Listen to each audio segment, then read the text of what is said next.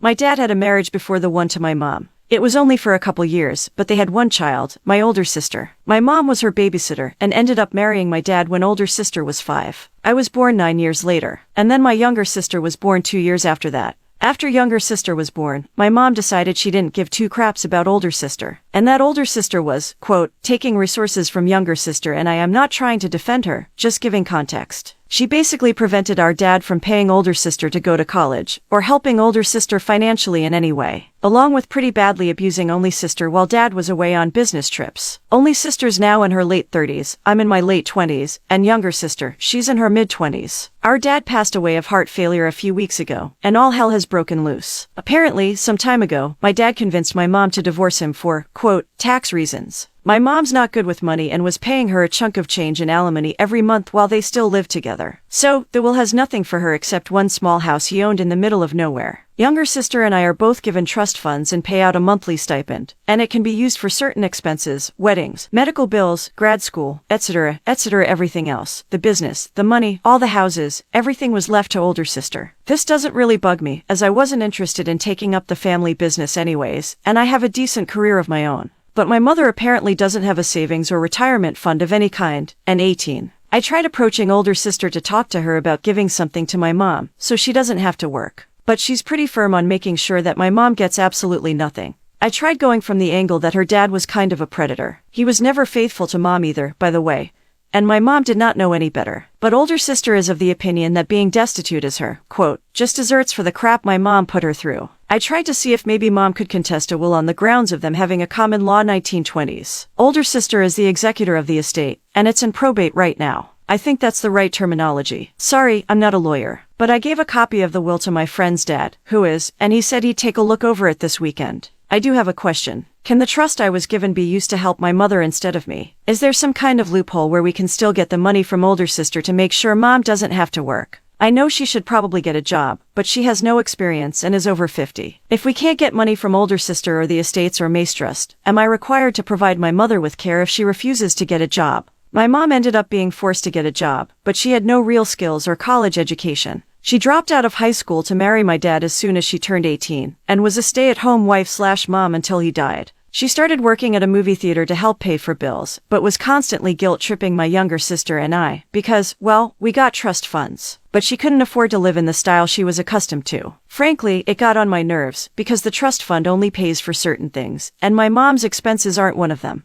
Anyways, when coronavirus hit, my mom lost her job, and has been hounding my little sister and I to pay her bills, or let her move in with us. She refuses to go on unemployment because, quote, she says she's better than that. But, over the year plus since dad's death, I've been going to therapy and started to really come to understand that my mom is just a crappy person. She was abusive to my older sister and expects everyone in the family just to worship the ground she walks on. I haven't given my mom any money yet. My younger sister has though, and when I talked to my therapist about it, she said that my mom's not entitled to my income from my regular job, and there are resources out there for my mother. Further, letting my mom move in may endanger the relationship I've been building with my older sister, a relationship that was sabotaged by mother a lot when we grew up. But, at the same time, she's my mom, and I don't know if I would be a huge a-hole for basically telling her to look somewhere else for a handout. Especially when I know my younger sister will just cave. I feel guilty about the way this will impact my little sister. But at the same time, I've told her mom isn't entitled to her time or money either. OMG, hello all, enough times passed that I think it's safe to talk about this. A few of you guessed correctly that a post in another place, outside of this network, was about recent developments in my family's situation regarding my father and stepmother, who people have come up with a nickname, the Crypt Keeper. I ask that those of you who have figured out the connection with me and them,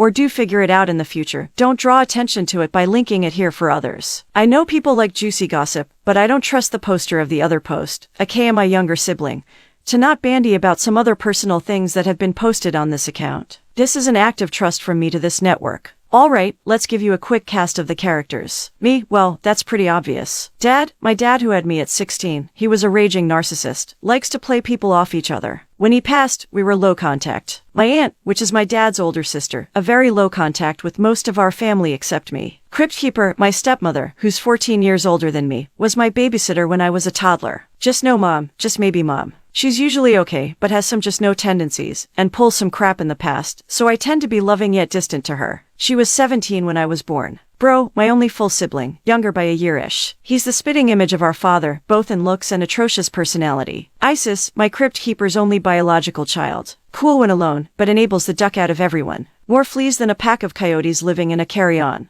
Over 20 years ago, when I was a very dramatic tween in the 90s, and the crypt keeper's abuse of me ramped up, I stormed into my father's office to demand he, quote, do something about her. I rallied at him, but the blatant favoritism, the fact that I did 90% of the household cleaning, everything. And once my little tween heart ranted and rallied and cried itself out, he told me he wasn't going to do anything about it. He would not stop me from doing what I, quote, had to protect myself, but he wasn't going to be leaving the crypt keeper. I remember stamping my feet and saying, fine, choose her in life, but choose me in death. And the way dramatic tweens will sense everything's life and death, and stormed out of his office. For years, that memory had been nothing more to me than a cringy example of my preteen overdramatics. Until, a few months ago, I received a call from my aunt, unexpectedly, that father had passed away in his sleep. He'd always been overweight and suffered from heart issues, to the point that he had a defibrillator in the end table of his own bed. I thanked her for her condolences and asked when the service would be. She said she didn't know, but that my father's attorney had made it clear that he needed me to contact him as soon as possible. And I gave my aunt his contact information to pass along.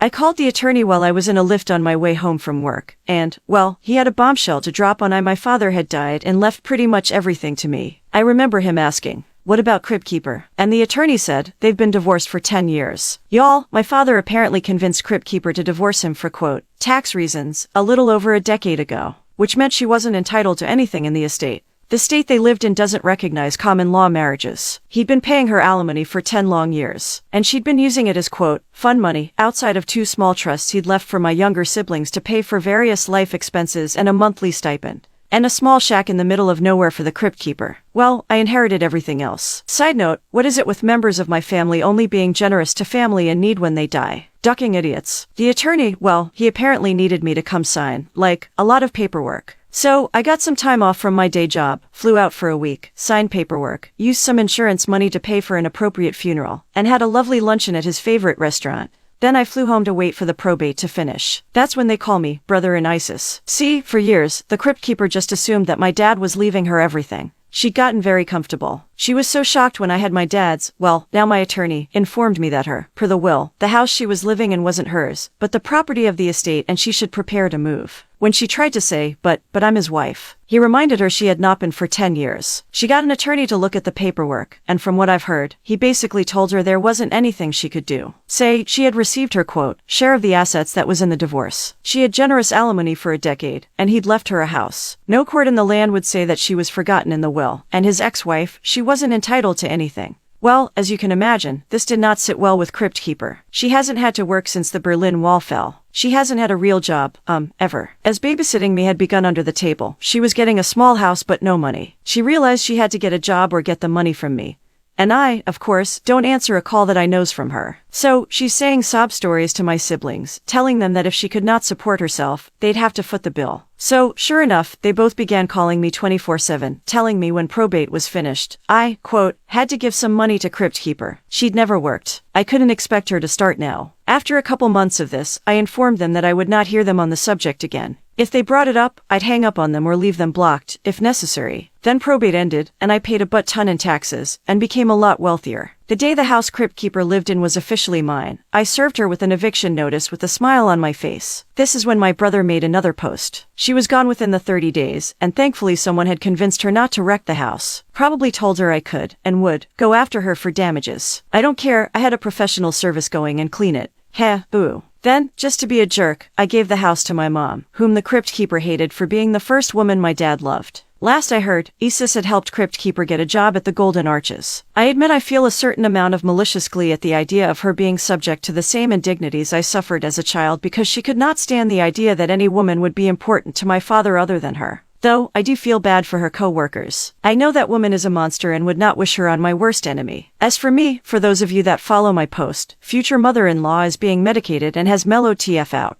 After her diagnosis, a lot more care has gone into helping her enjoy the time she has left. And I've done my best to swallow my anger, now that we have known about her illness. Future husband and I got a prenup, don't worry fam, I'm not a total idiot. And we're running off to Vegas to get married this summer. We're also looking into getting a house with a lot of land, since I can now unexpectedly live my dream of being a kitchen witch, whose biggest concerns are making sure her garden's doing well, and makes jams and jellies of fresh, homegrown fruit for her loved ones. Future husband's hopeful that he'll be a Dr. Quiet by the end of the year, and it looks like that will be the case. I want to thank everybody for listening, giving me advice through all this, much appreciated. Older sister sounds like she needs therapy, a lot of therapy. Honestly, I also feel like that while the mother was no saint, the father was far worse. Older sister seems to think he was quote nice because he was occasionally mean to a woman who, as a girl, sexually assaulted and groomed. And she doesn't seem to have noticed that he's the instigator of all the drama. Older sister's just being used to continue to duck with her stepmother post-mortem. I inherited my father's house in upstate New York last year. The neighbor is a hoarder, and the situation extends to her backyard, which is completely covered in piles of types of garbage. I had no idea about the hoarding till I hired a realtor to list a place for sale for me. I lived several hours away when my father passed,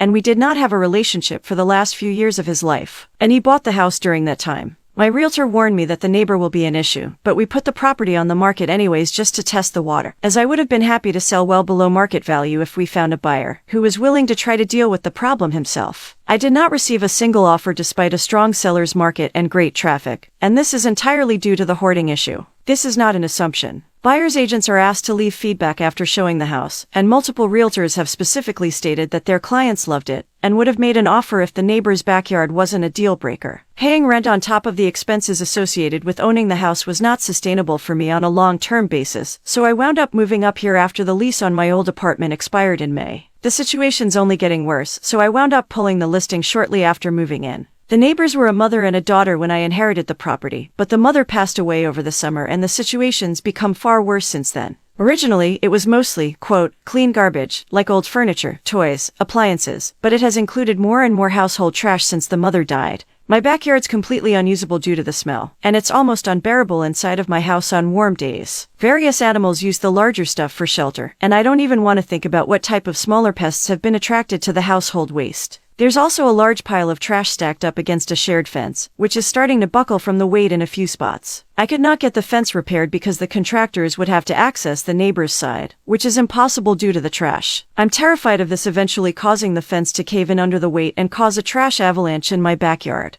I've attempted to approach my neighbor, but she just ignores me when I knock on the door to try to speak to her in person when our paths cross from outside. I've reported the situation to the police, Adult Protective Services, Code Enforcement, and several other potentially relevant municipal agencies with no result. I've not been given any specific details, but one of the people I dealt with implied that the situation's not as bad inside the house itself, which apparently limits their ability to take any decisive action. I've had consultations with 2 real estate attorneys and neither was willing to work with me, essentially stating that they have to take a quote choose your battles approach, and that my issue might not be worth fighting for. I've also contacted several elected officials, but their response have consisted entirely of meaningless platitudes that is on a dead-end street. My neighbor's house is the last one on the block, so I'm the only person who's being directly impacted by this situation. I've spoken to a few other people on the block to see if anyone's willing to raise the issue. At best, they say that they've been understanding of my frustration, but did not want to get involved. At worst, they've chastised me for trying to impose my will on the hoarding neighbor. I'm not unsympathetic to the fact that this is a product of serious mental illness, but the situation has been seriously affecting my mental health as well. All I want to do is sell this place and move back to New York City so I can get on with my life, but it feels like there's no end in sight.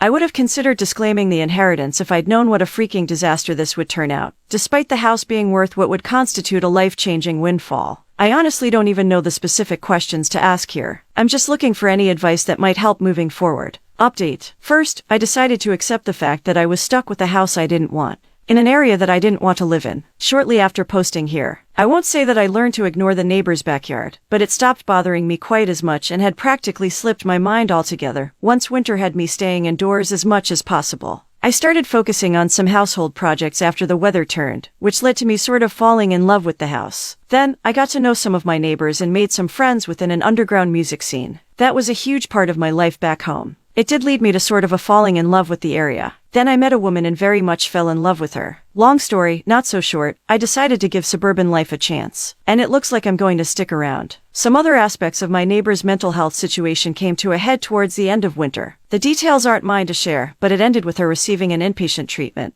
then moving in with another family member who was willing to provide ongoing support. I'd love to say that the house had been cleaned up and fixed, so it'd be ready for her to move back in when she's ready to live independently. But unfortunately, only first half of that turned out to be the case. Either way, I'm glad she's getting help, and apparently she's been doing really well. There was a parade of cleaning companies and junk removal services setting up shop in the house and backyard for a while after she left. They were eventually replaced by a regular moving truck. Then a for sale sign appeared in the front lawn. The sign was removed a couple weeks ago, and I met my new neighbor this morning. Amusingly enough, he's around my age and moved here from New York City. I told him he's going to love the area. So the saddest part about this story was the fact that it was really just a mental health issue. Let's read a comment. There's been a few hoarding stories on the threads, and sadly, they've all ended with the homeowner either dying or being forced into psychiatric help. I hope the former neighbor is doing better, at least. Here's where the comment 2 comes in. Hoarders often come off as completely normal. It's a mental illness that people only see if they have been to their house. I've known a few of them in my lifetime. My friend's mom was one, and his sister, the meth head, was by far worse than the mom. I must have helped my friends clean his house 10 separate times. His dad would usually do it when the mom was gone, and we would just throw things away wholesale. One time, we were cleaning the front lawn, which looked like an unofficial dump site. I picked up a bicycle with the old school plastic child seat on the back. The bike had been there for over 20 years.